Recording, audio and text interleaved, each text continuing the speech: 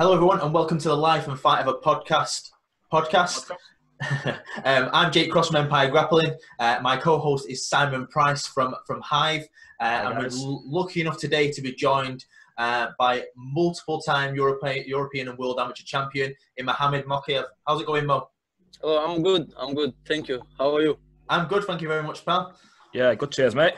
Sorry, go on. So, Mo, we released a bit of details about you yesterday. Most people, especially in this game, will know who you are and your record and stuff, but we want to use this for you as a platform to sort of explain to maybe the newbies or people that don't know you, to try and give them as much information as possible to the reason why they should follow Mo going forward. So you are now amateur 23-0, which is ridiculous to have that sort of record. You fought all around the world. You've recently just won the Oceanic World Championships. How was that for you? Oceanic, that was my first senior tournament.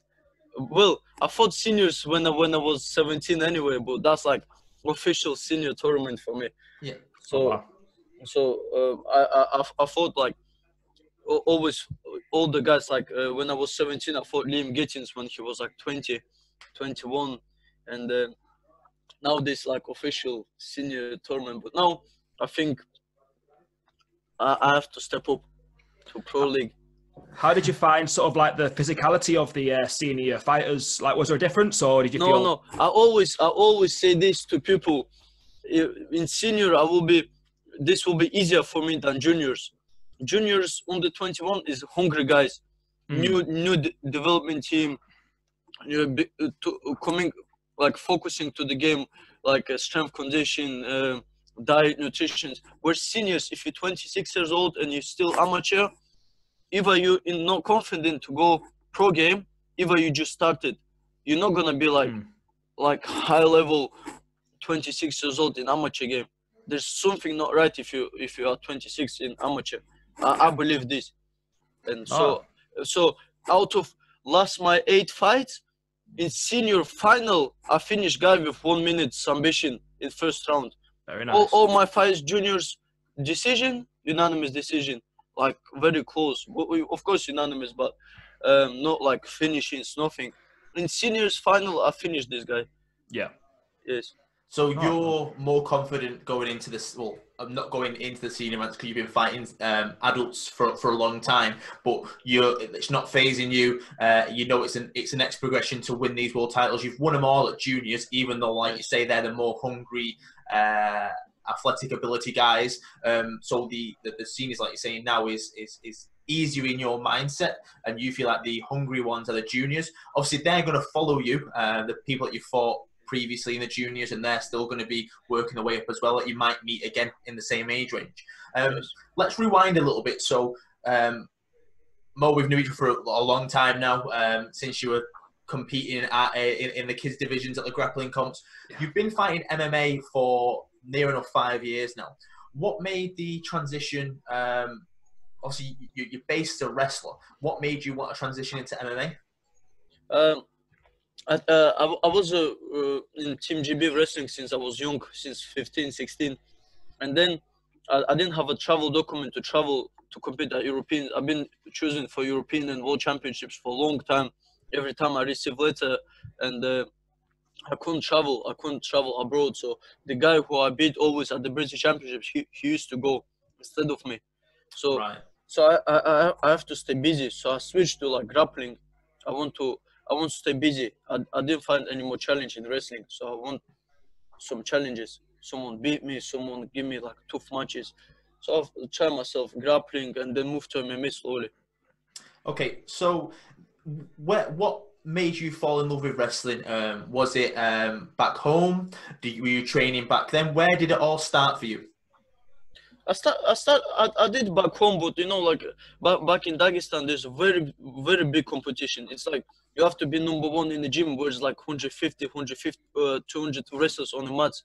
You have to be like number one in the city, number one in like Republic of Dagestan, the South Russia, then Moscow championships, and then Russian championships. You have to go through this whole tournament, and even if you like Russian champion, you still give like, you have to, there's a big corruption there.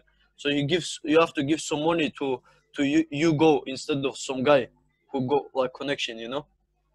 Okay, so sort of bit of bribery going on there to send the other guys forward. Yes. It's if you got more connection. I didn't have any connection, you know. Now these days I have, but now it's because of the results, not because I just my family like big or something. You know? No, it's like they say, like talent will get you a lot further than your connections will if you're keeping working hard and your talent's there as well. Yes. Like say, like you can see with your record so far, you've achieved a lot at such a young age, and it's quite impressive to see, mate. Mm-hmm. So how old are you now, Mo? 19? 19 years. 19 years old. So 23-0 at 19 years old is ridiculously impressive. People compare you to not like for like, but the same sort of style you've gone to is like a Connor Hitchens, someone that had a lot of amateur fights to get that experience. Yes. He lost a few. You're still undefeated, but I feel like you and Connor are like the only people that have gone that far with records, that you're willing to get all the experience, to milk it as much as possible. What do you feel like gaining it from as an amateur fighter? What do you feel like you can gain to prepare you for the pro ranks? I think when you, for the pro ranks, you know, for example, when you fight on UFC or something, you travel abroad. You know, the guys who fight in UK, they're expecting to fight in UFC. I don't see this normal. When I see guys, amateur guys, many from Team UK, I don't gonna mention name, but many guys from Team UK, big names like in UK, fight belts and everything. But when they go abroad, they're like, wow, what's this? You know, like they're lost in the head. They don't have even time to concentrate on the opponent. You know, so the most important about amateur is about traveling and feeling, get out of you know, comfortable zone, and be ready to fight on any in any country, any area, any temperature. Everything should be different. Without coaches, without different coaches, should be ready for anything. Not just here, go to a local city and like, you know, and you win and that's it. Hey, you have to challenge. You have to. So when you go to UFC, there will be like a medical. You see your opponent a couple times a day. You walk past and you know, you go through medicals. You have to stay, make weight. Here, for example, in UK, like lots of organizations, they let you miss weight and all this. Person get used to this, you know, mentally. And when they get into big level, and then when the little bit to push, they still got in the head. They used to let us go, you know, with this like couple kilo, couple grams, and but when they start quitting further, they break mentally. So yeah. You mentioned earlier about the wrestling. You would win the British Championship, and then the person you beat in the final, they would sort of take your place because visa issues or whatever. Maybe it could be because you're originally from Dagestan and you've moved over to the UK. What's changed in the last few years so you're able now to travel? Are you you've now a full UK resident, or is it because of your age? You're now obviously over 18, so you can travel. What's changed in the last few years? Yes, I'm UK resident at the now, and I can apply for full step, you know, like a full British passport in 2021. But I couldn't. The Home Office told me to go back. You know, when I asked if I can represent in Olympics, UK, and I could qualify in UK, told me no. If you want to like represent compete at the Olympics, go back to Russia. So I had my solicitor work this all documents, so everything fine at the moment. You know, to travel. That's why I'm like around the world everywhere now. You mentioned the Olympics there. Is that like a goal for you as well to sort of compete in wrestling? Yeah. You know, if UK would let me go to Olympics this year with my document, for me Olympic medal is bigger than MMA. Olympic is what Olympic be created to make a peace in the world, isn't it? Like when the war times to make a peace. So everybody know Olympics. Like in Russia, it's like Olympics is very big. They give you like house, they give you a car, they give you like monthly wages every month. That's how big Olympics in Russia, for example. In UK, I think Olympics is big as well, and gives you like, you know, like prestige, you know, like your name on another level. What makes you want to compete for Team GB rather than go like back home? Do you feel like this is where you want to be? This is the best opportunity for you, or is there another reason behind that? You know, I live here like 8 years now. I live here 8 years. I finished school here, finished college, and you know when I came here, like no money, nothing, and I came here with like just pair of jeans and that's it, t-shirt, and you know this country gave me a lot, so I don't care even if they don't give me a passport. I don't care about this. Like I just do it for the people who actually support me from the start. So I don't care about this. I live the British flag not for the government, not for the like anybody. I lived for people who help me, like UK people who help me to grow. That's very noble of you, that, mate. Yeah. Very nice to hear as well. So the Team GB, you've represented them for wrestling. You've represented Team GB when you've gone over to the IMAFs. What do you feel like the IMAFs has brought for you? So, what was your mindset going over? Was your first one? Was it in Bahrain? Was it the first one you went Bahrain, to? yes. That was 2018. 2018, yes. Yeah. So going into that, so let's have a look. I've got your topology up here. So you were It was 6-0. You just beat Eglin. yes, a bit. I think it's 7-0. I think 7-0 something. Interesting moment. First World Championships, I fight against a guy from Dagestan. Ah. First draw came up like number one. He's like his big name in Dagestan. He won the Russian championships, and his brother actually was competing in lower division 57. These two brothers, very popular name. The brother got gold medal in 57 kilogram. Is this Imran Satiev? Imran Satiev, yes. Yeah. So what was that mindset like then? Because obviously you've still got a lot of love for your country. But like you say, Team GB in UK, they've give you everything, like the clothes off your back. Like when you came over, I know this is a story anyway. You didn't really speak a word of English, so obviously you've taught yourself. You've been through the curricular system, school, college. What was like that sort of? It was like, I guess it was written in the stars that but as soon as you go to an international event, you are there drawn against a home fighter. What was that like? It was like a big pressure, but same time it's big motivation, because a lot of people in Russia, they did like a photo, you know, like me versus him. It's like a big like fight of the tournament, fight of the world championships, because I'm like big name in Europe, he's big name in Russia, and so people like now Mokaev getting tested, you know. Now he left Russia because he didn't want challenge here, all these talks, you know. So when I beat this guy in the first round, like 37 seconds something, this talk like ends. And for me, this fight was bigger than fighting in the final. Wow. Yeah. Yeah. No, definitely. I can imagine that was quite an emotive win then as well. So like quite a lot of emotions after that. Yes. It's like most comments on my photo actually when they did this, it was like 2,000 something comments. You know, people like nearly like going to meet each other and kill each other. It's like crazy, you know. I'm like, hey, calm down. I don't want. I said to this guy like day before, I said, listen, I tell you people, calm down, because this is we fight tomorrow and it's finished. But people gonna carry on with this. I don't want any like deaths of our names, you know. No. Yeah.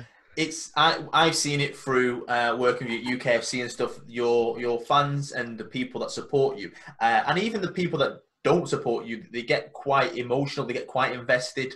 They are very protective over you. The people that do support you won't ever see any bad mouths against you.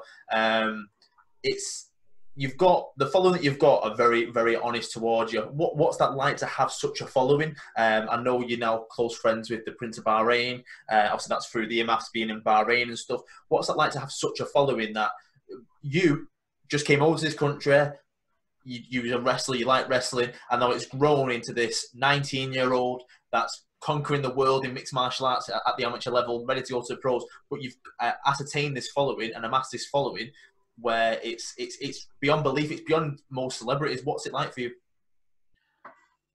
It means a lot, but I don't take a distraction to it, because I know the most people like big names who came like this year, last year. This is people that can go same as they came. I take more time on people spend even like my friends, like no even people don't even know them, but I spend more time on them because they've been with me for a long time. And with Prince of Bahrain, I've been in touch even before IMF been created since 2015. Wow. When the Birmingham IMF actually when the Birmingham IMF happened. Yeah. You remember? Yeah. Connor Hitchens on that as well. Yeah. Yes, that's when I met him, and then we stay in touch. I've got his WhatsApp number, and then when I came to Bahrain before World Championships, UK didn't let me out from the country. I was stuck in airport. I couldn't travel. This November. Yeah. I couldn't. So he took me to London. His Prince people took me to London on a private plane. I went to Bahrain. Wow. Yes, That is crazy. But that was quite an experience then. Yeah, when I came back to the country, UK, like, how did you leave? Listen, you didn't let me go, so don't even ask me how did I leave. So, yeah, so it means a lot. He's got this trust, like put me on a plane with his family. This, like, of course, this means a lot with the royal family. And but I concentrate on the game to become, like to make a history in this game. Well, you mentioned that. So, like, what's your like long-term sort of big goal then within the sort of mixed martial arts scene? UFC build. UFC. Yes, of Nice. course. I've been speaking to many managers. Like, I have offer from UFC, Bellator, ONE FC, Brave FC, all these big organizations. I have all offers at the moment, but Wow. I'm working out with the managers. I don't want to get stuck with any management. So I've been speaking to Ali, Paradigm manager, Connor's manager, who else? There's couple managers, but at the moment, these two big managements is Connor's and Khabib's manager. So it's interesting. That's going to lead into the next question. So I've seen you on social media and stuff, and he comments and stuff. Ali Abdelaziz, like say Khabib's manager to the stars, basically. Him himself is a controversial character.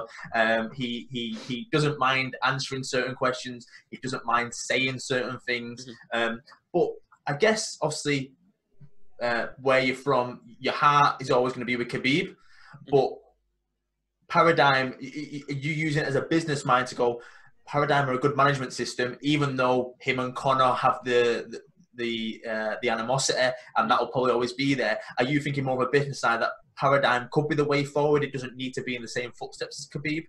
No, don't have to be same foot as Khabib. Khabib is Khabib.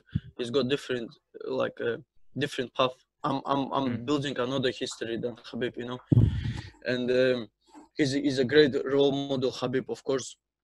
But for business side, Paradigm, I think, like what they did with Adesanya, what they did with Conor, everybody know. It's not even like people know them as a fighter. The kids, parents and grandparents know Adesanya, for example. That's the build as a fighter, as a brand. Yeah, the brand exposure, I think they do brilliant. That's what I was going to bring on to. So, Mokaev as a brand is building. It's what was it now? So ACB were in Manchester in 2017, I think it was. Yes. And you were backstage, I was backstage, and there was one fighter that I wanted to meet, and you helped me do that. So again, that was Khalidov.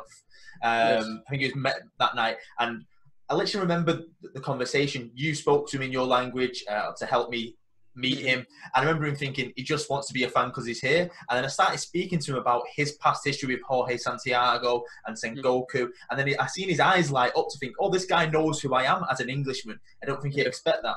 That's one thing that I think you help with the as a middleman between a lot of fighters that wouldn't basically know English fans or vice versa. You train with a lot of people. You also give exposure to other fighters. What's your biggest takeaway from being someone that can help the next level, the youth? How I can help to youth, you mean? Yeah, so like obviously I'm older than you, but you still helped me meet a fighter that I was a big fan of, and that was just something that was there and then, and you did it off your own back and helped me, so I was very grateful for that. But I feel like you transition more towards the youth fighters. They seem to go, Mokaev, he's the guy that I look up to, and you're only 19 years old. How are you doing anything with the youth? Do you train them? What are you doing? Obviously, Aspire or anything like that? You know, like youth, I always, for example, I reply to most messages on my Instagram is to young fighters than who's old, like not old, like rather than just someone says hello, how are you? If I see the profile as a young fighter, I just give him a little bit motivation, you know. But I think I need to start working more towards, you know, like come to like kid session, help them a little bit. I need to do this, but you know, if I do that too much, I think I'm gonna lose my concentration to my goal. But I just give good example on my social media and everywhere where they follow me. I don't like swear. I don't like anything. I don't party anyway, but I always post training so that they see the real side of the hard work, you know. Yeah. So we're trying to put out like a positive image and sort of be like a positive role model to those that are trying to come up behind you. Yes. So with that as well, so that's quite a heavy burden to sort of carry. How do you cope with that sort of mentally, having so many people sort of look up to you and have you as their role model? I think it pushes me to carry on to go to my goal because so many people believe in me. How can I stop? How can I stop? Like people like even when I was fighting on UFC, people asking me when I fight in UFC, where's UFC? I can probably fight next year. I think it's possible. So this is my goal, fight in UFC next year.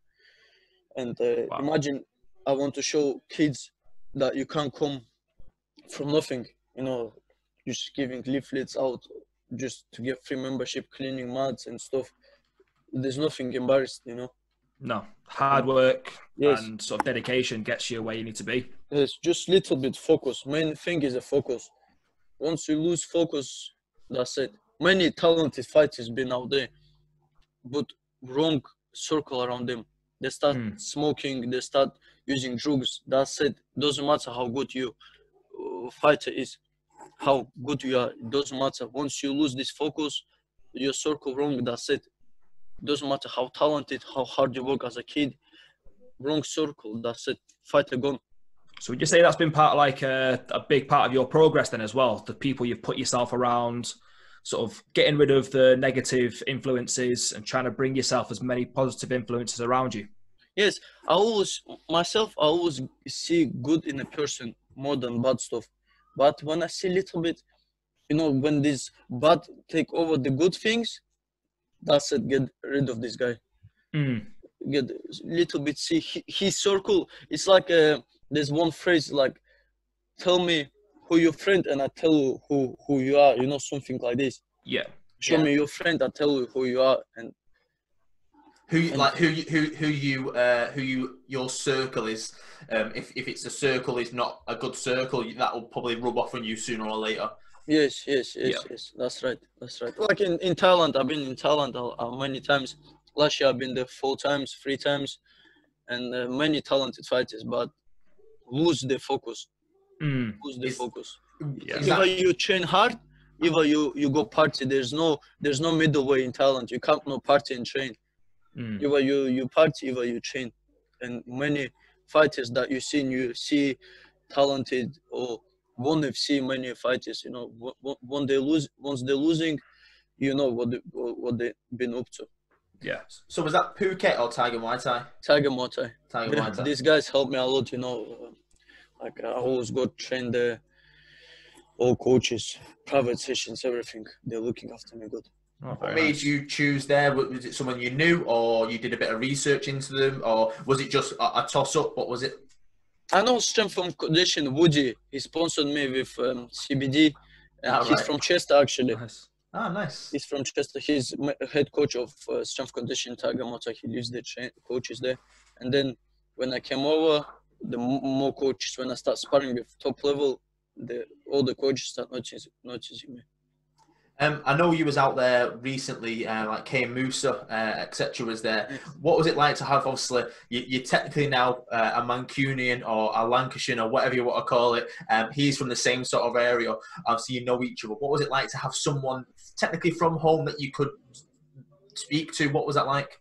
Yeah, it was fun because I know many guys. There's lots of guys from Dagestan. There's like I want to show, I want to show culture, Dagestan culture, and like whoever comes from UK make like circle, so everybody's like friendly. I make people like connect together. Of course. Yes, so it's so they don't split in the groups. I never like this. Whoever split in the groups, like even in UK MMA, there's like 2-3 groups. Like in Bahrain, listen, guys, you like outside your country. Anything happen tomorrow? There's big team of Kazakhstan together, for example. Yeah. Big team of Russia together, and UK there's like 2-3 groups, and I'm like, tomorrow this team jump on you. Who you got? Who you got? You know, like you have to stick together. You cannot be like outside your country and make these like groups and make this politics bullshit. You can't do this. I never like this. I never like this. And I think you've hit the nail on the head with that one. I feel like Team UK can be very split. It's the most split country in the IMF league at the moment. Do you feel like that was the change from UK MMAF to now EMAF? Do you feel like that didn't help? What do you feel like the split is, or what's caused it? I think too many coaches. There's actually more coaches than fighters, and some coaches want to be like main guys. Like whoever wins medal, the coaches run there and like something like this. And I don't know. Is one coach try to pull another fighter to himself, another coach try to pull fighter to himself, and it's like a lottery. If my fighter win, I made him. Not the coaches back home who actually coach them. It's the coaches. It's stupid game. Yeah. It's one thing I've noticed with yourself when you've been over. I think the last time you competed, not in Ocean, I think it might be the one before. Your wrestling coach, is it Oleg? Oleg, yeah. So he did he travel over to Bahrain with you? Yes, at some point. He came over to Bahrain as well. Yes. So he was in your corner, which was great, and obviously you had a couple more Team UK or Team GB that was around you. But I know when you ever posted anything, you always referred back to Dean Garnett. You always referred back to Oleg when he wasn't with you. Phil Turner, your teammates like Marlon, Liam McCracken, all them. You knew where your training was, and your Phuket team and stuff. Sorry, Tiger Muay Thai team. What's the difference for you? So if Oleg wasn't there, are you speaking to your coaches back home about your game plan, or are you still speaking to the coaches that are with you there, that are in your vicinity? What's it like? What's interesting, to Australia I went on my own without any coaches. I had coach from Ireland in my corner, like Ireland, it's like, it sounds like crazy. Yeah, and I had Alan Philpott as well in my corner. So Alan's a great guy. He's trained at Aspire as well, hasn't Seth, when he comes over? Yeah, he was at Aspire before, but I went there on my own. I could wait everything, but I stay in touch with my coaches. But I can fight. For me, main coaches in the gym through the camp. But let me go anywhere on my own. I fight. If I finish my camp with my coaches and my sparring partners, I go. Doesn't matter now where I go. I go on my own, no problem. You're prepped to that point. Yes. I think the next point we want to touch on then is maybe your coaches. So when you came over, what was your first wrestling club? Was it Lee and Wigan Wrestling Club first? Wigan and Lee, yeah. Michael Grungy, yes. So then from there you moved to Oleg, which is Manchester Wrestling. Yes. While I was at Wigan and Lee, I used to travel to Manchester. Like Monday, Wednesday, there was wrestling in Wigan. And then I was like, what else to do? That's when I was just wrestling. What else to do? So I found like Tuesday, Thursday, like another session in Salford. Nice. I used to get trained there and come here after school straight away. I used to take my massive bag to my school, and people like looking, and I'm like feel a little bit embarrassed, gym bag. Like, well, I didn't care, Now they see what happened, how change. There was a method to your madness. Yes. So I used to come. Then I came over here like fully. You live in Manchester. I live like 10 minutes from wrestling, or 5-10 minutes. We've done the nice. opposite. I'm from Manchester. I've moved to Lee now. You moved from Lee Wigan to Manchester. Yes. So your wrestling was under Grundy, then it's under Oleg. The MMA side, what was your first gym? Carbon, is that right? Yes. So what did you find at Carbon? What helps you in your youth career to sort of climb the ranks? And then what changed and what the transition to Aspire and how does Aspire help you? So I was, from my debut till I was 7-0, till I was 6-0 at Carbon, and then like all this politics gym in UK bullshit. It's like it's only like 6 gyms in UK, like good ones, and they still like can't come and train together. I never like this. So it's like if you go there, you can't come to us and like go. So I went to fully like left Carbon. So I was at Manchester Wrestling Club, and Dean Garnett came before Magomedov fight on ACB, and Dean Garnett posted selfie with me, like after good wrestling session. And my grungy screenshot sent me this and saying, "You can't come to our club." Listen, what this makes? This is wrestling club. This is not MMA club. Southern Wrestling is MMA club. Doesn't matter who come to this club, MMA fighter, UFC. This this feeling competition, and it's because Dean was cornering Mike's opponent on ACB. So what? Doesn't matter who corners who. Fighter doesn't become better. I think that the politics of just the whole MMA scene and the grappling scene in general kind of ruined the sport. And 100%. Because I've come across coaches myself where I've said, "Oh, I'm going to go train here because I can't make it for training tonight," and they're like, "No, you can't." It's like, why? It's like we want, like the whole pursuit is to try and get better. Yes. And if that means that you can go to another club and even just bring some skill set back to teach your training partners, that's going to benefit everybody in general. Yes, I agree with this. In level 1 boxing in UK, there's rule. If you know your athlete is that level that you cannot teach him more, you have to send him to other club. I know 100% there's a rule in level 1 boxing. Not in wrestling, not in other sport. But also I know if your coach not let you go to other gym, then he afraid that your student not gonna come back because he find better coach. But exactly. Then be good coach then. Be good coach. Yeah. So once I moved to Aspire, I improved as a fighter a lot. Didn't let me go anywhere. But I come back to Dean. I come back even when the person don't tell you, listen, you can't go. Makes you push away from. When he's like, when you have a trust with your coach, it's the best. If you don't have a trust, you don't want these guys next to you. I guess to play devil's advocate, and I'm not saying who was right or wrong, Mike's mindset, like you said, Dean was cornering Mike's opponent and he was scared about things getting out because he was building his own career. But it has now come back full circle, and correct me if I'm wrong, because you now train with Mike's son, Jake, at Aspire, is that right? Jake's part of the U team? No, that's different, Grungy. I didn't know that. That's something new for me today. His son is Jack Grungy. Right, okay. That's different. Same surname, so they're not related. He's actually fought on IMAF as well, his son. That's probably where the confusion's come from me, so I apologise. Yes. He did fight on IMAF. The next step for you at Aspire then, so you're, I've seen you do a lot of seminars there, elevating people and training. What's it like to be part of that squad of fighters? Because you're 19, Liam is similar age, Marlon's a similar age, you've now got Dakota. All 4 of you have been champions of UKFC. You're all probably some of the best fighters in the world, country, Europe, however you want to put it. What's it like to have that sort of team around you? It's a great team. It's a great team. You come to the gym, it's a great atmosphere. Everybody happy. When Dean Garnett is the main coach there. So Dean Garnett put a good plan for you and takes you on the path, look after you, like give you like nutrition plan, everything. He's just for you like a friend, not like coach, but closer than coach. So it's a great atmosphere in the gym.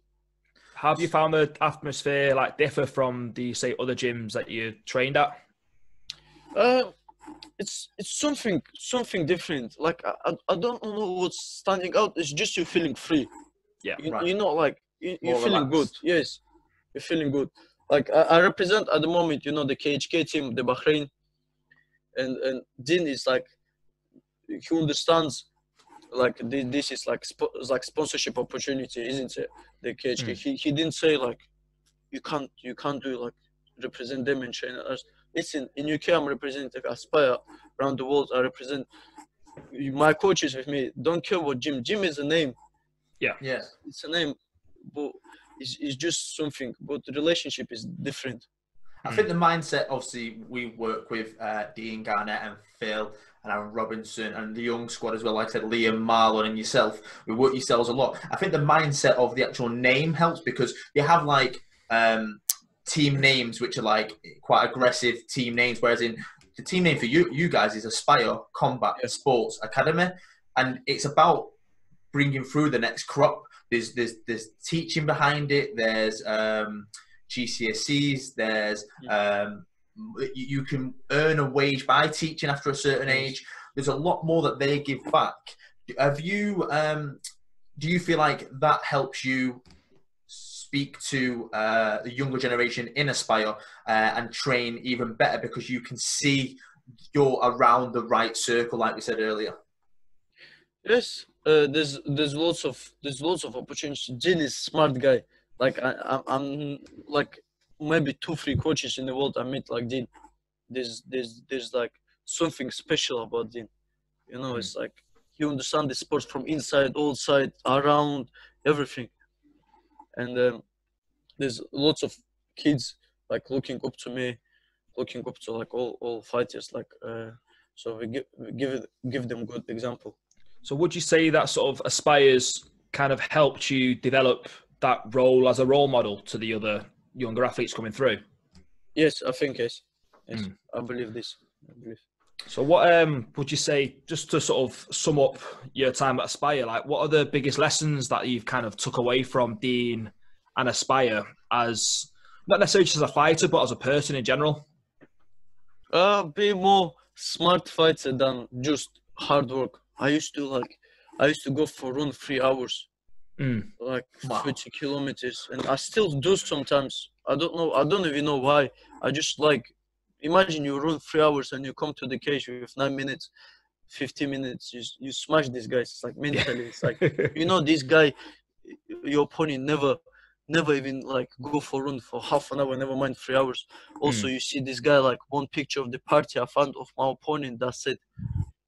It's like not even near competition. I feel friends, circle. That's it. Take over.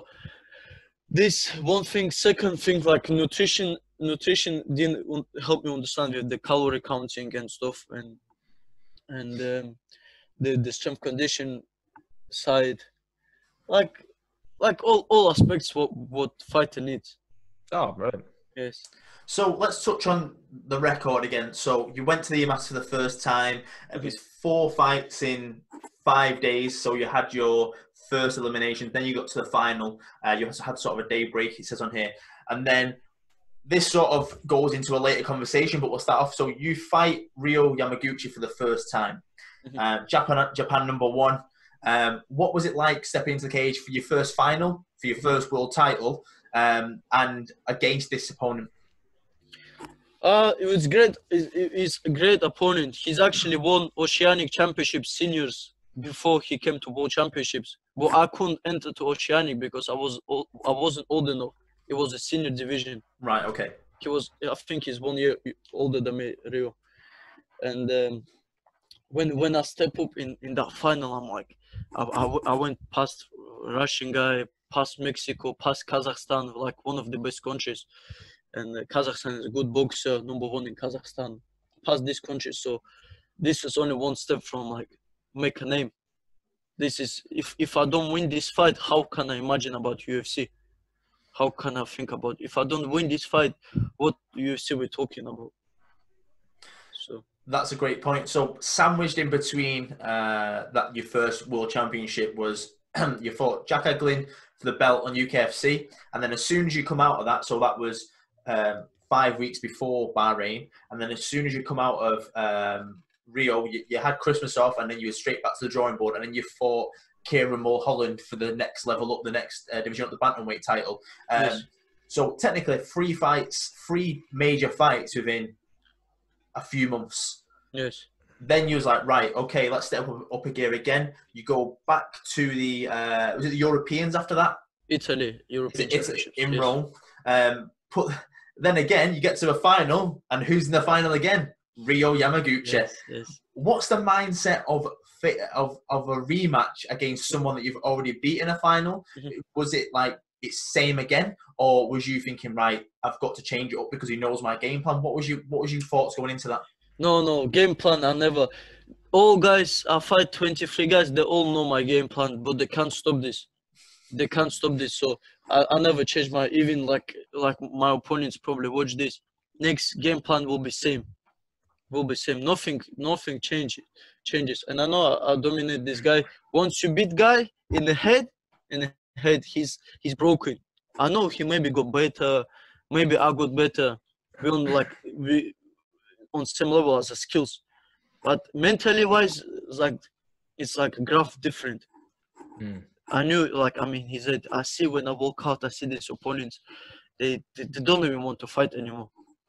I noticed from when you fought people, and I think the first time I watched you live, I think Liam Gittins. Yeah. yes. So that was time goes, but we knew each other before. That's the first event that I was at when you were competing. And obviously, we worked together with Jack Eglin. We worked together with Kieran Mulholland, and then you go back to the Euros.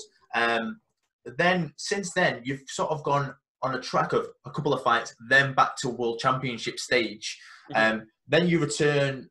You face Miles Richards. You face Mikey Bowden on WCFC, which is in Manchester, which must have been great fighting in technically your new hometown in Manchester. Yes. Do you feel that was like a homecoming sort of thing because you've been away to the Worlds, to the Euros, and then you come back to Manchester? How did you take that fight? Atmosphere was like brilliant. When I finished fighting, the arena was half empty, so it was like a great atmosphere for me. I just came back fresh. People want to see me in UK. I actually came back I went to Thailand after Europeans, and I came back straight to WCFC, and Mikey Bowden did make weight like 5 kilogram over. I'm like, okay, so I wasn't even aware of that.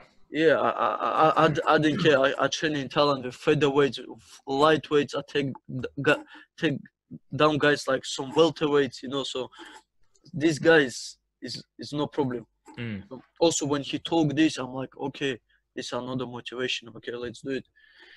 So when I fight on this arena, like I see this many people, and I'm like, wow, I need to fight more in UK.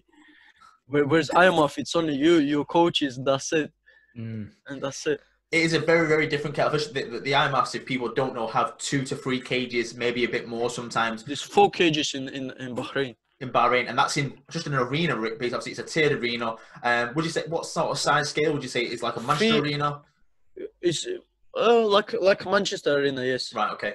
Like a little bit smaller with the seats, but it was 3 cages around and a massive cage like a UFC size in the middle. So the most fights I had in the middle cage. It was like crazy. It's like size for me is like big. I'm a wrestler. It's also for me small is better. Of course. So then you go back to the World Championships in Bahrain. That was this past November, like we spoke about earlier, when you had trouble getting in and out of the country. So you face in the first round Max Heinenen, then you face Nikolai Atanasov, if I pronounce that right. Yes. I got dropped in that fight. That's what I was going to refer to. But I think if I'm right, that's the first time someone's maybe got a benefit over you. And what was that? What was going through your mind? Someone actually land punch on me in first out of all fights like I ever had. What happened is I had the staph infection on my knee 1 week before the World Championships, very like bad, and I couldn't even like walk properly. When knee bends, it was on my knee. So when knee bends, it stretches and blood comes out, and like it was like temperature. I gone weaker. I could wait. You have to make weight every day as well, and it was like bad. So I put a little bit makeup so doctors don't see. The things And you do as a fighter. yes, so I did this, and when I came in, first fight, I had guy Max, a Russian guy, represents Finland, Yes. very tall kid. So when I take him down, he's still on his feet. I'm like, what's this? So I suplex this guy and batter him. And then second day, when I walk into the cage, first round I battered this Bulgarian guy, just smashed him. I thought I maybe finish him. Second round, when I came, second round I couldn't see anything. It was everything purple in my eyes. I'm like GG, you know, like crazy. It was like never had this before, and I came to shake his hand second round, and then he catch my arm, and then overhand. No, catch my jab. Like when I came to shake his hand, he thought I'm jabbing, but I shake hands, you know. So because I batted in first round, I'm like, I feel sorry for this guy. So I came shake his hand, and like overhand behind my ear, boom. I dropped, and I'm like, wow, there's like 4 judges around me, and like, what happened? Then straight to in armbar. I remember my elbow like popped out, like cracked, and then I woke up. But I thought if I don't get knocked out, I'm not gonna tap anyway. So break, you know, while I still like halfway, just break it, you know. But I see he's tired. He's pulling this arm. I'm like, yeah, you tight. 1 second. So came, battered him, the third round, battered him as well. And then day after, my elbow couldn't extend my elbow fully. You know, Wow. yeah, I couldn't extend it, my elbow fully. And then medicals make you do push-ups as well, like, you know, in the morning. Yeah, it was like crazy. That's what I remember. That's what like makes me Sticks like out. and sticks out and makes to another level fighter. So the semi-finals, Mo, please, can you pronounce this guy's name? Tennis big something, yes. Zanibek, yeah, that's it. Zanibek, yeah. I felt rude even trying. So you go into that. He beat Khabib's teammate. Khabib posted photo of this guy in the brackets against Kazakhstan. He beat Russian guy, and Khabib said good luck at the IMAFs to this guy. And then Kazakhstan beat him. Salim Khanov, yes.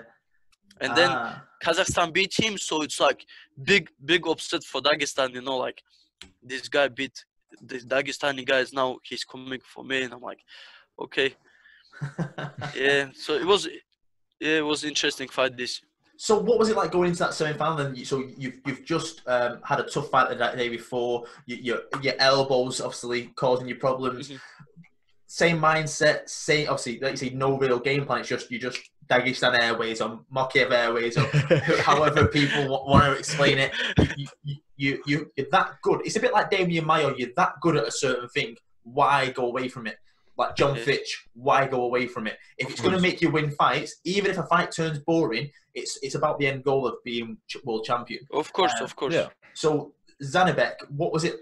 Did he cause you problems with your elbow? Did you not do certain things you would normally do because of your elbow? How did it work for you? First round, I won, suplexed him twice in first round, and like striking take over. Because now these guys, when I strike with them, they're stuck in the middle. Either strike with me, either they worry about takedown. So that they're like in the middle, you know, like shaking. And I'm like, I got you in both ways. So I'd rather wrestle you because I've got fight next day as well than striking. Maybe if you get like big knockdown, then you know a lot to fight next day in IMAFs. Then you that's it. If you have big knockdown. Then second round he took me down. I sat in the cage like 45 degrees. I know the rules of judges. If you sit and he just hold your body, it's 50-50 round. I'm like, no worry about, you know, I know the judges rules, I read. So I sit, hold his arm, punch him, score the points, show judges I'm working, but this guy holds me. But I sitting down, relax, no problem. He breathing hard, I relax. Third round, battered him. And then final next day. So just before we go on to that final, because it's just rewriting history. So the semi-final, like you say, your mentality and your game plan per se, and the way you fight, sort of benefits you on a tournament style because you're less likely to take damage, you're less likely to get cut, you're less likely to get a concussion. So if you win by doing this, you will most likely be cleared to fight the next day, which it's most people want to do. Some people want to go in for a war, they get a bit of a cut, it's game over, you can't do anything. Then we go into the final. History again. Another final, another Japanese guy. It's the same guy, Ryo Yamaguchi. Yes. What was it like? Obviously, because after fight one, you're friends. After fight two, you're good friends. You've spoke to each other. You fought each other. Fight three, what was it like for both of you? I know you posted photos of each other. Photo I posted on when the brackets came out, like 16 people. I post picture with Ryo in the lift. Not in the lift, in the medical room. Yes. I said, round 3, see you in the final. Even before I had any fights, he had, it's just first day of the fights. I knew this guy gonna get to final. I believe myself I get. I'm confident because, I don't want to be cocky. I'm confident when I have good camp. When I have good camp, that's where's my confidence come from. Yeah. And then when I post this photo, it's like, okay, people like interesting. And round 3, yes, Ryo was a tough guy.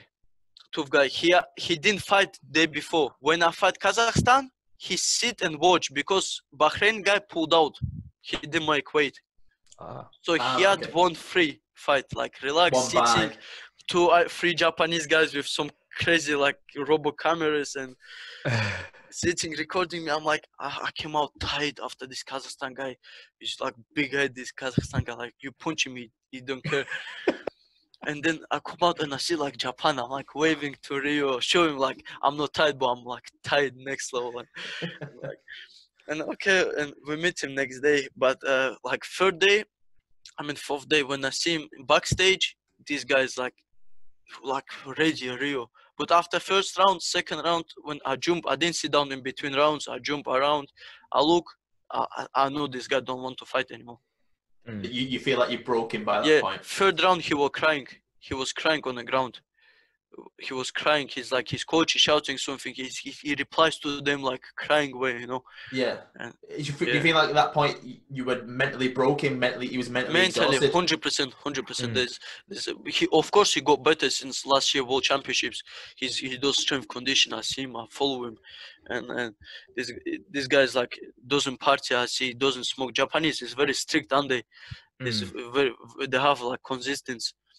Have you been to Japan? No, I want to go. That's why I want to go to Olympics to compete. But so next year maybe. Maybe. I went last year. Simon went this year. Just before all this kicked off with the lockdown. Definitely highly recommend it. Beautiful. Is it country. like a robots and stuff? Mate, there's some parts like we went to this dinner and there was robots like having battles and fights in front of you. No way. Mate, it was so unreal. The culture, the food. So the best way I can describe it, and you've been all around the world, Mokaev, as well, is we were in Japan for a week. We were going through like how polite they are. They would go out your way. In Japan, it's rude to give a tip. So if you pay for something, that's what it costs. It's rude, or it's not nice to say I want to give more. So in the airports, they want to go out your way, everything. We did a stop on the way back in Belgium. The security there was so rude, and it hit home. Like, I've just been in an amazing country where politeness is number one, being friendly is number one, service is number one, and then you come back to Europe and they just didn't care, and it annoyed me. So I would definitely, even if it's not to train or not to fight or compete, just get out there just for the culture. Honestly. Wow, nice. Australia was same. I love Australia. Australia was my favorite, like one of the favorite countries. There's a lot of UK people lives there.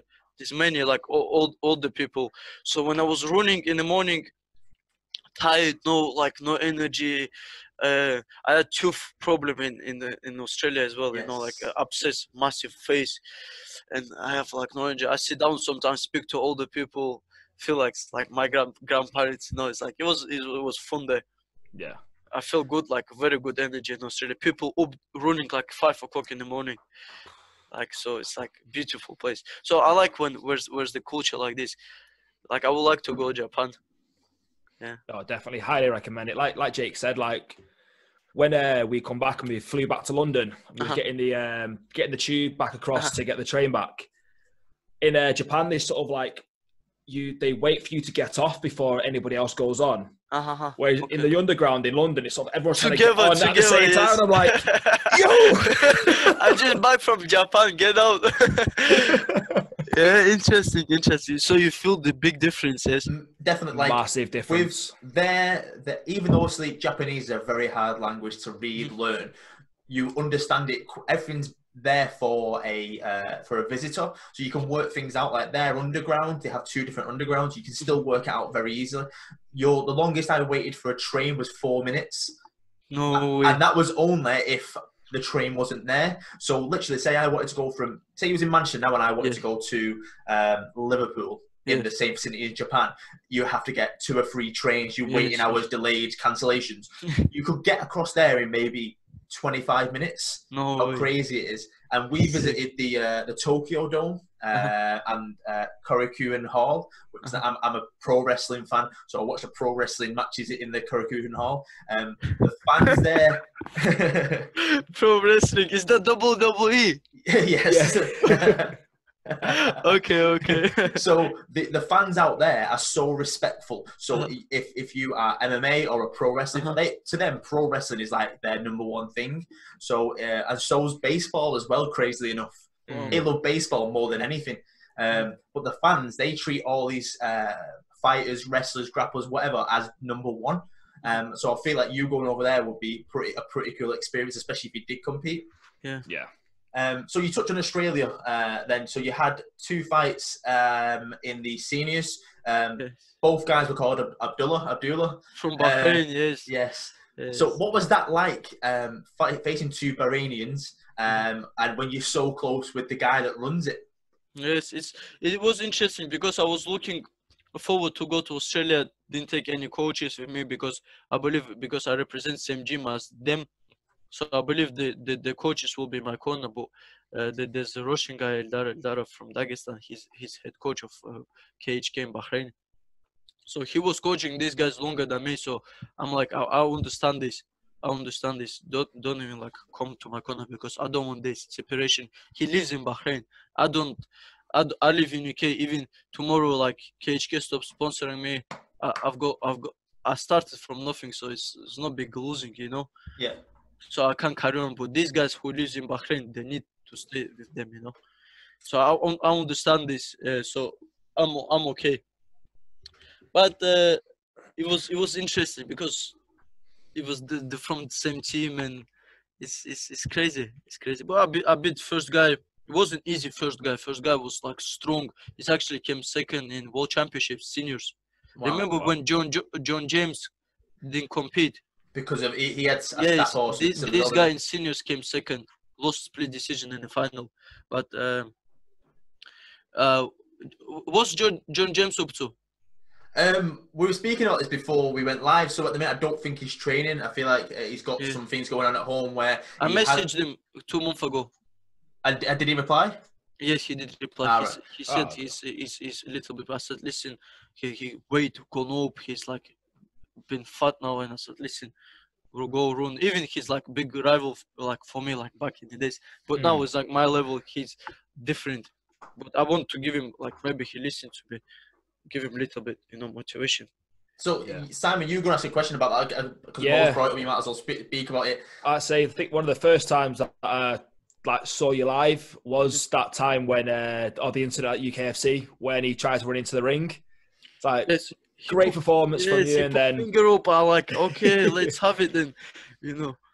It was one of them ones that, as a fan, I was like, what's going to happen? We need to see this. We need to see this. And unfortunately, like, he's come away from the sport, but you've progressed on to like further things, and like say your record speaks for itself. But yeah, like I said, that was watching that fight and then sort of seeing how that was handled afterwards was quite interesting to see. I think that fight is probably the greatest amateur fight never to happen. You know, I don't know why people want to see this fight. You know, in like UK MMA, whoever like in top level, I've been sparring with John James in All Powers gym. So whoever like in top level, they see this sparring. So I know they don't even want to see this fight. It's different. It's big, huge difference. Even back in the days, people like John Jones can't beat you, but come to watch sparring one time and understand a little bit. I never see this fight interesting much, only because they talk. I think it was down to the relationship and the sort of the talking in between the fights. I think that was the main thing to excite about it. Yes. Jack Eglin was talking as well. Jack Eglin, you know, like I didn't even know this guy, and he's like, "Who is Muhammad Mokaev? I smash like you know this. I don't even know this guy." And that then was BCMMA interview, wasn't it? That was BCMMA, and then UKFC. John James pulled out, and UKFC like I was on ACB Sheffield, yes, and Steve Nattiger was in change room, and he said, "Can you make 57 like in 2 weeks? I think in 1 week." Replacement for UKFC. Yeah, it would have been the 14 days later. Yeah. Yes, against Jack Eglin. I'm like, yes, let's have it. And I was like, this opportunity. And now Jack Eglin just told me like a couple of weeks ago. He said, I would like to like rematch, but like, no. He's a professional featherweight, I think. Has he moved up to featherweight now? Yeah, wow. Yeah, these guys are going big. I'm still small, you know. Well, I keep my weight down, you know. I can't go big. I can't go featherweight as well. But I follow my nutrition out of the camp. As much as possible. As much as possible, yes. Just keep on the John James. So he goes out to Bahrain with you. He unfortunately doesn't get medically cleared. But I know from conversations that I've had with people that were there, you two were very, very friendly. Consider anything the past, what's been said. Of course. It seemed to be both of you just put a nip in the bud and was like, we're Team UK right now. It's as simple as that. And ever since then, there's not been any animals. Obviously, he's stepped away. He's other things. Sometimes life gets in the way. It's just one of them things. He's always going to be down as a great amateur fighter. Whether he comes back, that's up to him. I said to him, you have big opportunity. Come back, you know, get on track.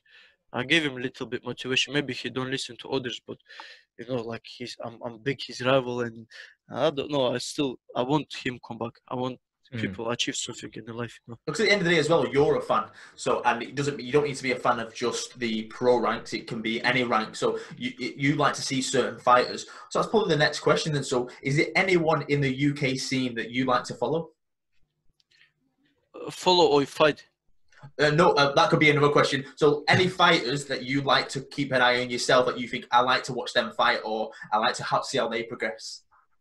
Oh, against the Chuba? No, I mean like so. Say, are you a fan of like Connor Hitchens? Are you a fan of? You know, Brendan is the guy who I follow for like long time. When I came to like, I used to go like Monday, Wigan and Lee, Tuesday, Salford, like Monday to Thursday, I had all wrestling. So Saturday, I found another class in Y Club. So I used to go like Saturdays to wrestling. So I love wrestling, you know. And then I see like Brendan then, and this guy, Brendan is the guy who, and guy who been same as he been like back in the days, even now. These guys like don't change. Cool. I've been following this guy. He's now with the PFL. He's fought twice for them, 2 victories. He's due to fight on the season 3 of the PFL for $1 million. Yes. Yeah, which to me, the PFL format is the best format I've ever seen. I think it's exciting. It's probably one of the only things you can really follow. Like people always say, oh, there should be a UFC tournament again, like when they did for the flyweight belt a few years ago. But I just feel like they are events, whereas in the PFL it can be somewhat different. They don't need to follow a certain system, and they seem to have answers for every problem. So they don't allow elbows in the preliminary rounds. They think two fights one night. Semi-final, in the semi-finals, so you can have 5 rounds in them, and then up until a final, December 31st. Normally, New York City, you're fighting for $1 million. You're fighting for a belt. Imagine the feeling of that. Do you feel like if the PFL came calling with the right offer in due course, do you feel like that's a good motivation as well?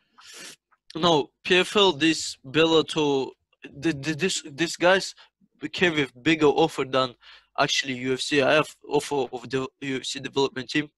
Yeah. So I can probably fight next year in UFC. So I want to be in UFC. I watch these guys 57 kilogram in UFC. They know that level. I train with some of them, and it's not that level. I don't know how some UFC fighters, even featherweights, are sparred with, not that level.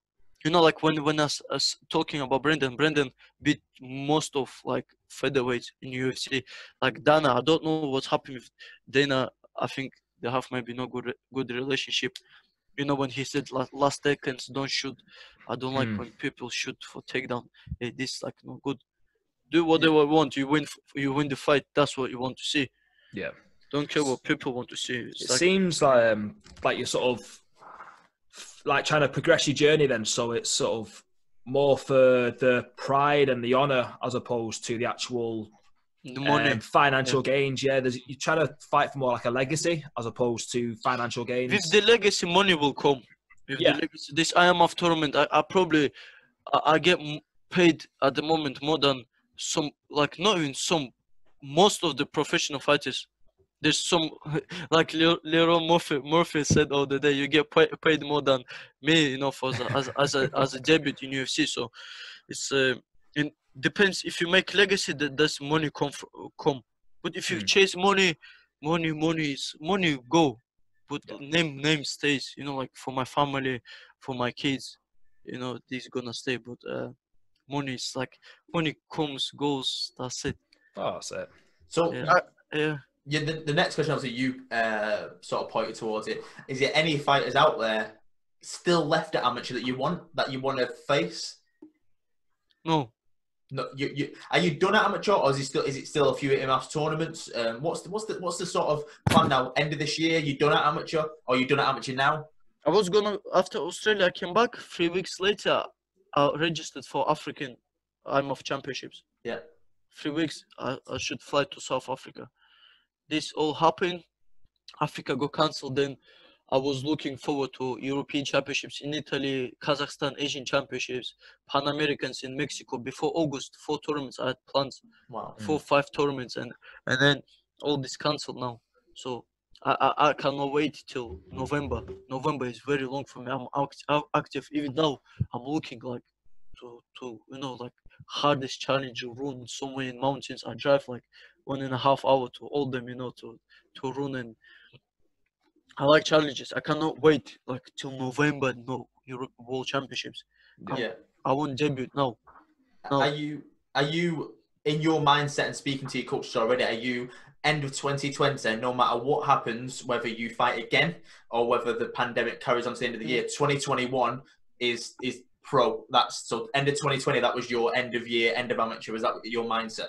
Yes, but I think I will debut maybe on cage still in August. As a pro? Yes. Is that August 22nd? 22nd. And then in Pakistan and in Russia, they have Brave in September. Yes. So it's one of them I will fight. And then 2 more fights till end of this year. I want to be on UFC London next year. Wow. Which should most likely be around this time next year, give or take. Yes, it's possible. It's possible. Everything is possible. You know, what UFC wants. UFC don't care about your record. I've got the name. I can even debut in UFC if I want to. If I get the right people. Now, I probably can debut. But I want to build up a little bit and go. From my elbows, knees, and... So it could be a chance right now that amateur's done. We could be sitting like, what was it, 8th of March was your last amateur fight. At the time, you didn't know. If you were to call it a night on amateur now, as of definitely August 22nd is your pro debut, looking back on amateur, is it anything more you feel like you could have done? Probably win European and World Championships as a senior. But a bit guy who came second at World Championships, got bronzes like in South Africa, like silver European. So I mentally I know I win this tournament. I won't meet these guys. If I beat everybody in amateur now, everybody, even seniors, who gonna fight me in professional? These guys never gonna fight me. Even like I beat these juniors guys. For me, important juniors, because juniors gonna grow together. Like these 26, 27-year-old amateurs, they don't not even gonna be like like 5, professionals, they know that level, they go. But juniors will go. Juniors are gonna meet again. Seniors are not gonna meet again. That's a good point. So, like on the back of that question as well, looking back on your amateur career, what would you say is like the highlight or like one defining moment from your amateur career? Winning second time world championships. Nice. Why? Yeah. Make a history. Make for IMF most fights, most undefeated fighter in amateur scene. Nice. That's it. When IMF posted other day after Australia 13 fights in IMF and no losses, catch all these guys. That's it. I'm like, okay, I made this. Now, if I don't move to another challenge, I think I maybe go down, or if I stay same level, I'm not gonna grow. That's a fair point. That's So good. we've touched on you as an amateur. We've touched on you sort of partially about what's next. How's this sort of lockdown affecting you? Obviously, you're an active guy. You like being in the gym. You like training, your nutrition. You like all these world championships, Africa, Asian, etc. They've all been cancelled. What are you doing with your time right now? Training. I'm training. I'm working out who managers will be with me. I don't even need the manager. I've done everything myself. Any promoter I can speak. I know my price. I don't know fully like the paperwork much. I've got the solicitor, but like how I know what I cost. No solicitors. Nobody knows this. Yeah.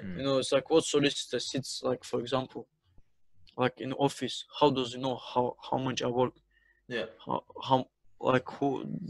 It's different. So I need like manager, like some management companies. Like last year they came with like 15%, 20%, and this year they sent me a contract with 5%. And I'm like, how come you changed?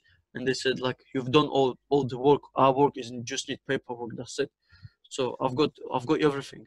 You've put everything to bed. So what sort of training are you doing at the minute? Obviously, like you said before this interview, you was on a run. What are you training? Are you training at home? Have you got friends that you live with that you can train with? How does it work? Yes, I go for run. I've got friends with wrestle in the garden. Go in the park, wrestle somewhere like quiet area. Take my coach mile on a bike up the hills. Then we stop somewhere, do some sprints, and then different. Always. Sometimes you run, you don't even get tired. Like some other day I ran 2.5 hours. I don't even get tired. So I need different fitness. Like Keeping your mind active. Yes. It's impressive that as well, mate, to be honest. Yeah. I maybe become marathon runner after this far. No Mokaev, more Farah. So Yes. what are you doing to keep sane in your downtime then? So if you're not running, you're not on your bike, you're not wrestling in the garden to keep active, what are you doing? Are you a gamer? Do you watch TV? What do you do? No. What do you do in your spare time? Try to build my profile as much as possible. These days is more your profile than fighting. Of course, you have to be a good fighter to back up your profile and your talking. But if your profile is big, I try get in touch with, help connect other people together. For example, like clothing brand with some fighter, or for like some fighter with some organization in Europe, and then this relationship does make you another level of fighter. That's like a business, but you're in the middleman. Yeah. So somewhere I maybe connect, maybe like some guy, for example, open dentist clinic in some country, like I get the like percentage from it, Nice. for example, like this. So I think this helped me with the connections around the world. So what fighter does this? Also, I try learn different languages. I try to start learning Spanish yesterday. Oh, very nice. Yeah, something active my brain. Coach David Goggins. Hello. Yeah. Well, off the back of that then, like, so is there any sort of influential or motivational sort of figures that you sort of follow to help with your mindset? There's great fighters like Habib, like for marketing wise, Conor. Not as a human, not as a fighter, but like as a marketing corner. From a fighter, you have to take a bit. but like what I want to be something different to these guys. Yeah. Something different. I take notice of all fighters and I see what mistakes they done to not repeat my mistakes, for example, to take me to another level.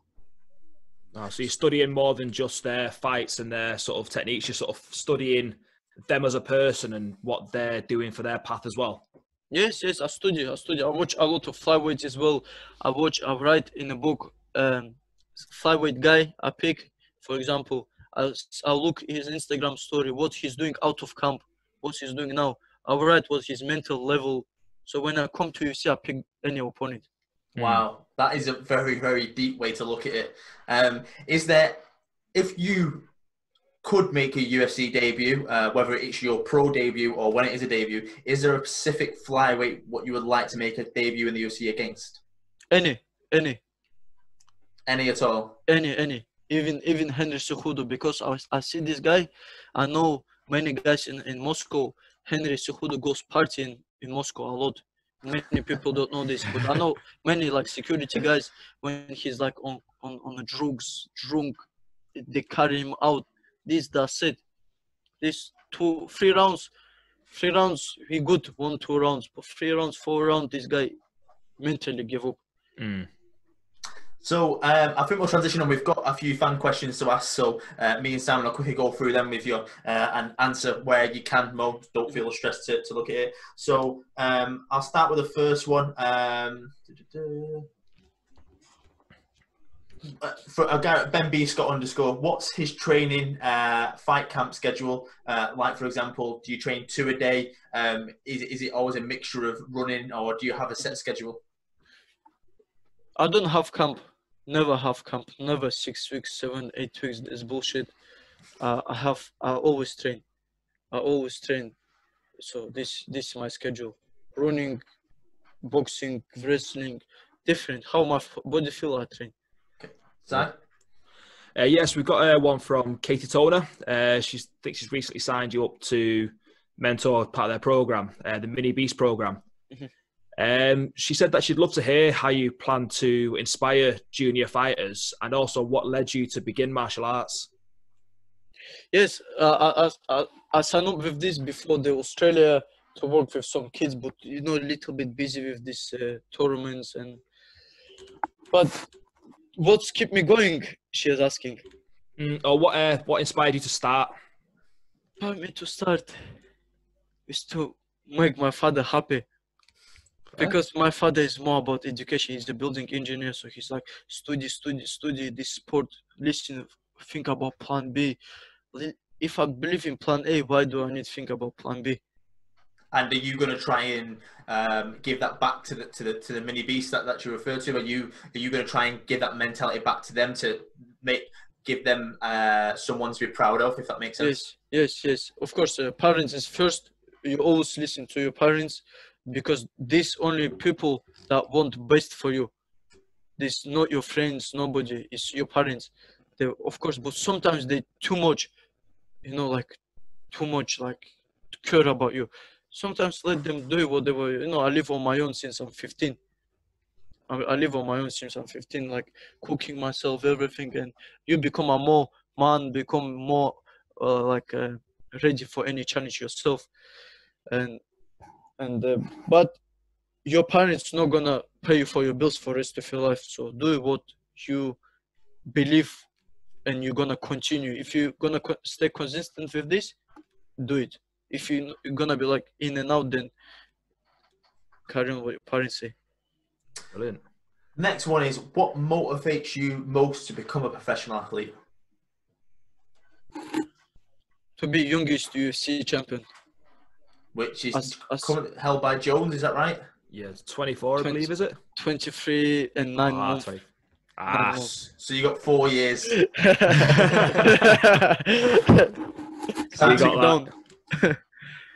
So another one here. This one from one of our students. So he's asking, how many cardio sessions do you do a week? And do you prefer long distance and sprints? And he said, are you ever going to come down and train?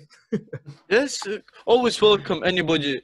No politics in our gym, in and out, train, go. Cardio session is best cardio is a wrestling session. Strength condition is a wrestling session. Anything is wrestling beats any strength condition and cardio work. Like you can't run for 3 hours. You can't climb. You can't do whatever, but you can't wrestle for 3 minutes. You know, these guys like become big big muscle, like CrossFit guys come to wrestling and they be like like tired. But you have to mix. There's no like sprints and running. You have to mix always, like, so you feel sick after every session. Yeah. Yes, at least 2-3 times a week. This is another one from Instagram. It's actually Simon's girlfriend, Nicole. So she wrote, as a young male in the jiu-jitsu scene as well, competing, do you feel, and MMA, I guess, as well, do you feel like you need to live up to the male masculine personas that a lot of other men portray, or do you feel like it's just about giving, or do you feel like you still need to show that your masculine abilities? I don't understand this. Simon, do you try and explain the question better? Yeah. My English not that level, Jake. So it's sort of like, do you feel the need to fulfill this over manly persona that sort of you see a lot of other players do, or do you not feel the need to sort of copy that? Copy for I don't know. Like sort of masculinity. So being so a lot of men like to be aggressive, like to show that the dominant. Do you feel like that's an aspect that you need to portray as a male in the sport? As to be aggressive? Yeah, as a male. No, you don't have to be aggressive.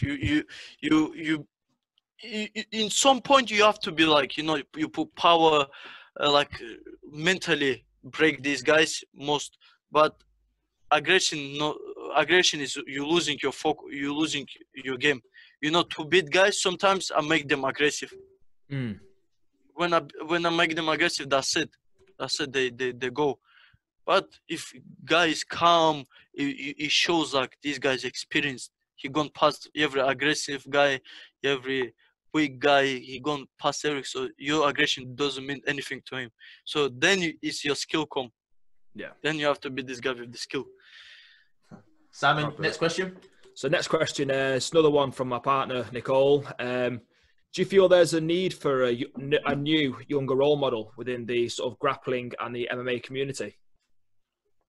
They need role model? Do you think there's a need for a new one? So so the moment you got like Gordon, a lot of people looking up to Gordon Ryan, a lot of people looking up to the John Jones. Do you feel there's a need for a new role model to come through and take their place? I think is like John Jones. I don't think is a role model anymore. These guys crashes, drugs, and how can he be a role model? This is embarrassing. Conor, how Conor can be a role model? Advertise alcohol. What alcohol to do with sport? There's so many role models that, like James Gallagher, these guys like swearing every word. You cannot be like role model for kids. Kids gonna copy you. They be like swearing and they think it's normal, but they don't even understand was actually words, swearing word meaning. It's not, like in Russian, the swearing is like a criminal side, like a criminal, people sit in the prison for a long time. I met one guy and he told me what each meaning swearing word could mean, and people can't turn around this word in any way they want to. Yeah.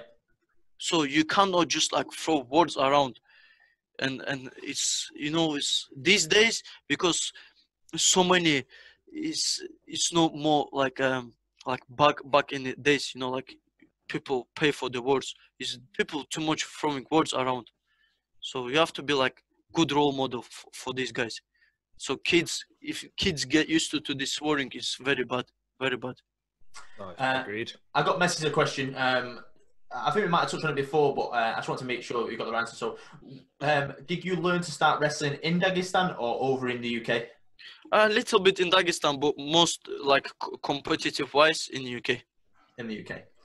Next one, Simon. I think that was it for the questions there. I think I can't see the fact there's no more on Facebook. Yeah, I think we hit the questions. I think what we want to do quickly with you is some fun questions, Mo, to sort of give people a bit of stupid questions, but give a bit of knowledge about you. So we'll go one for one, me and Simon. I think we've got about 18 for you. you get a couple of choices. So even if you don't have a care for it, just answer any of the first thing that comes to your head. So I'll start. So ketchup or brown sauce? Ketchup. Simon? What spice at Nando's? Mild. City break or beach holiday? Beach holiday. I think we're going to know the answer for this one, but takedown or a guard pull? Takedown. I'll link onto that. Gi or no gi? Nogi. Nice. And off the back of that one, we'll go Galvao or Gordon Ryan. Who are they? So they're going to be brilliant. There's the next super fight for the ADCC. So big grapplers, jiu-jitsu. Okay. Big, yeah. Would you rather have a war of a fight or a quick finish? War. War. Nice. We're going to go with Family Guy or Simpsons. Simpsons. Simpsons too much Illuminati. Family Guy. Do you hold your fork in your left hand or your right hand when you eat? Right hand. Right. Si? iPhone or Android? iPhone. All day. If you were to game, Xbox or PlayStation? I don't know much difference. I think PlayStation. I don't know. PlayStation. We're going to go Pride or UFC? UFC. Okay. Anderson Silva or GSP? GSP. There we go then. Jones or GSP? Oh, GSP. Okay. Role model number one. Do you prefer a shower or a bath? Shower. Shower. Si? Last one here for me. Favorite Pokemon? What is this? No, it's a TV show. Okay. I don't know. Last one. Win by submission or win by KO? TKO. TKO. Nice. Smash. So before we let you go, Mo, is there anything that you want to say to people watching, or anything like that? Just these days, because people stay at home, make sure you get everything, get consistent on your, like, for example, waking up early, get more productive, and at least once workout a day, do something that you don't do normally to grow you mentally and so, like, make a program, make a plan. That's something we're always busy while we're working, so do it now. So when Whilst you got the time. Yes, once this everything finished, so you got like a plan written out, and then you're ready to keep smashing your goals. Here's a question for you then. You say you write a lot of notes down. Yes. Do you write in English or your home language? In English. I don't know why. Oh. Great.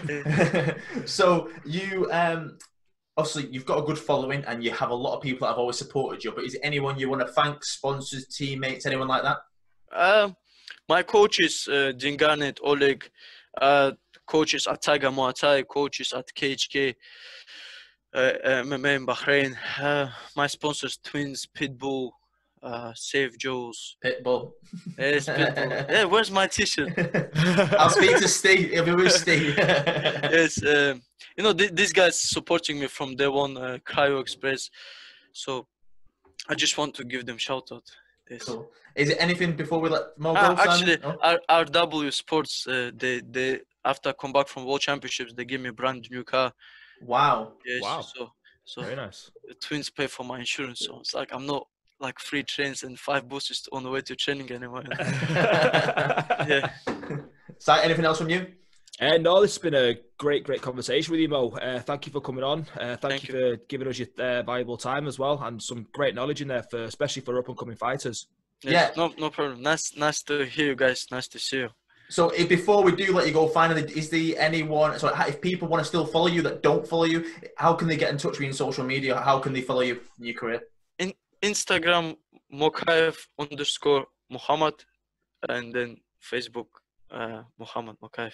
Yeah. What we'll do, we'll in the bio when we release this, will be tomorrow now. Yes. I'll put all the information to how to follow you and everything. But appreciate your time, Mo. I'm sure me and you will speak soon anyway. If you need anything, give us a shout, and hopefully the lockdown ends. We can get you back fighting. We can get a bit of normality. But stay safe, and thanks, dude. You too. You too. Stay safe. See you. Bye, guys.